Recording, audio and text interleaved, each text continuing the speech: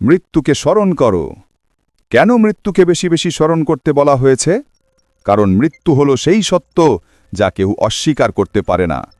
এটি আমাদের অহংকার ভেঙে দেয়, আমাদের ভুলগুলো মনে করিয়ে দেয় আর আমাদের জীবনকে সঠিক পথে ফিরিয়ে আনে। আমরা দৌড়াই সম্পদের পেছনে, নামের পেছনে, ক্ষমতার পেছনে, কিন্তু মৃত্যু এসে সব কিছু থামিয়ে দেয়। তখন আর টাকা, নাম, ক্ষমতা কিছুই কাজে আসে না, শুধু আসে আমাদের আমল। রাসূল সাল্লাল্লাহু আলাইহি ওয়াসাল্লাম বলেছেন, মৃত্যুকে বেশি বেশি স্মরণ করো, যা সব আনন্দকে ধ্বংস করে দেয়। হাদিস তিরমিজি। কোরআন আমাদের শেখায়, এই দুনিয়া ক্ষণস্থায়ী, আসল জীবন হলো আখেরাত। মৃত্যু সেই দরজা যা দিয়ে আমরা আখেরাতে প্রবেশ করি।